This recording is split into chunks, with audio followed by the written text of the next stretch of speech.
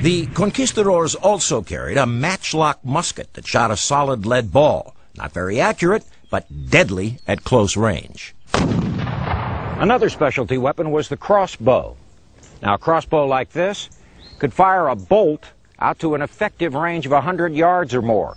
Cortés had special units of conquistadors who were assigned just to load these weapons, and he had other units assigned just to fire them.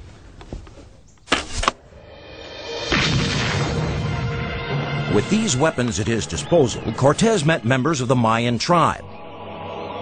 These Mayans told Cortés where he could find a Spaniard named Aguilar. Several years before Cortés's expedition, there was a shipwreck, and one of the surviving members, a man named Aguilar, was taken captive by the Maya and learned Yucatec Maya.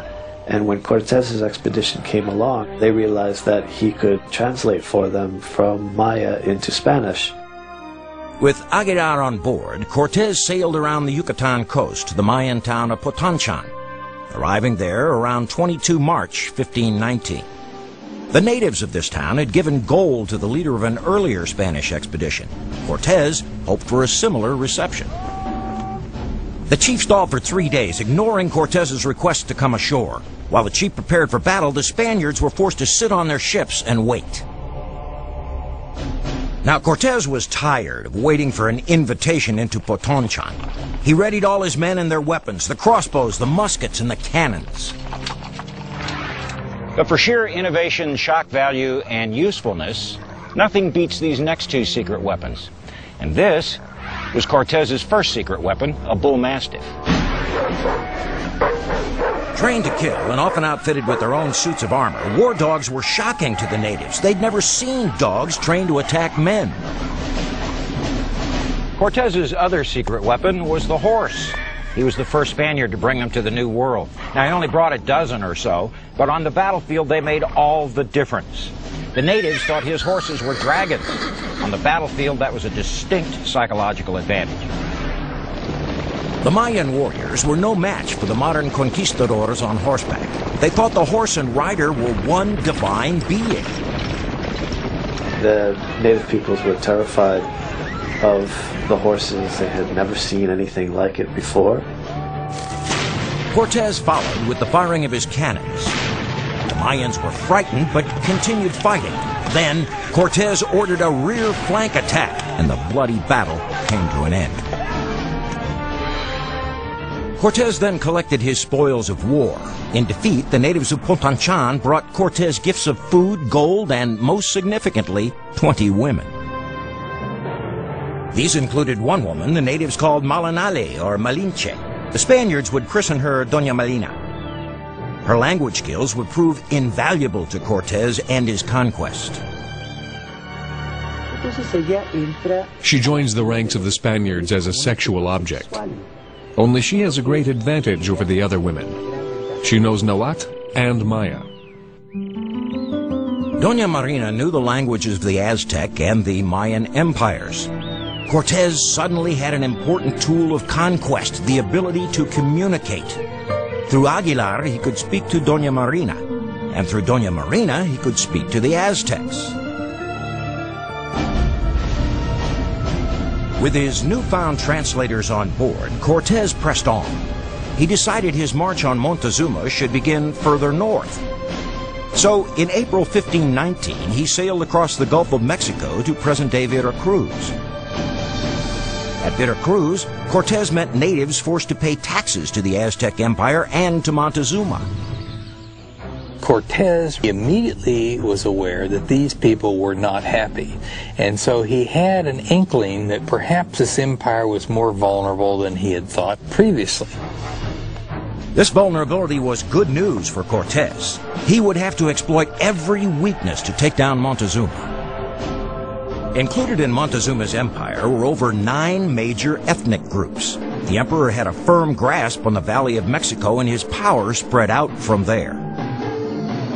When the Aztecs first came to the Valley of Mexico at the end of the 12th century, they were a band of people without a home. Their gods instructed them to build their new home on the site where they saw an eagle sitting on a cactus with a serpent in his mouth.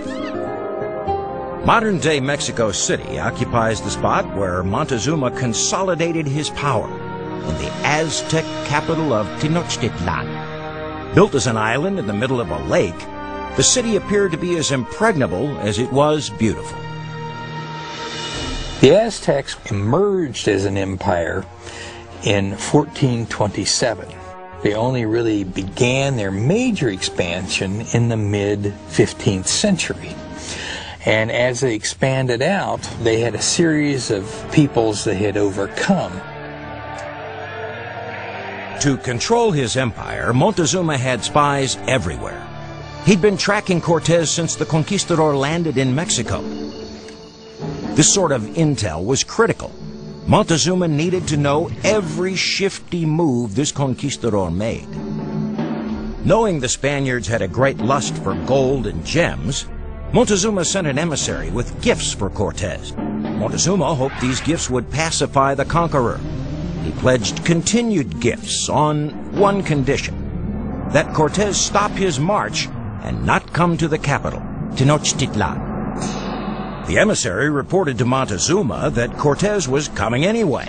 He told him that Cortés wished to pay tribute to the great Montezuma in person, and he would bring his army of conquistadors, their guns, their loud cannons, their immortal horses, and their demonic dogs. On paper, the Spaniards should not have been a threat to Montezuma. Cortés had an army of barely 500 men compared to hundreds of thousands of Aztec warriors. And yet, Montezuma feared Cortés. Cortés had arrived during a season when the Aztec calendar didn't allow Montezuma to wage or even prepare for war. Because the Aztecs really went to war from early December until April during the dry season after the harvest. So he hadn't raised the armies, retrained the armies, stored all the food. He wasn't prepared for war. In addition, Cortés had arrived during a sacred year on the Aztec calendar, the year when the Aztec god called Quetzalcoatl was supposed to return. An ancient prophecy foretold that the bearded and feathered god Quetzalcoatl would return on a ship from the east to take back and rule the land of the Aztecs. Cortés came from the east. He was bearded, and he arrived in early 1519, roughly equivalent to the year and date in the Aztec prophecy. Montezuma thought Cortés was a god. Montezuma thought he was immortal, that he couldn't be killed. That was a weapon even Cortés couldn't have dreamed of. By August of 1519, Cortés and his men were camped less than 200 miles from Tenochtitlan. Montezuma and his lords debated their next move. There were councils held in Tenochtitlan about what to do, and there was great division within the ruling elite. Should they go down there and just watch? Should they send an army and drive them back into the sea? Should they trade with them? No one really knew. Half the nobles of Tenochtitlan were adamant about fighting Cortés. They believed this brazen Spaniard should be dealt with swiftly and violently. But the final decision was Montezuma's to make. So far, Hernán Cortés's conquest of Mexico was going very well. He'd suffered minimal casualties, and he'd acquired translators to help him communicate in country. But he might have another problem: mutiny.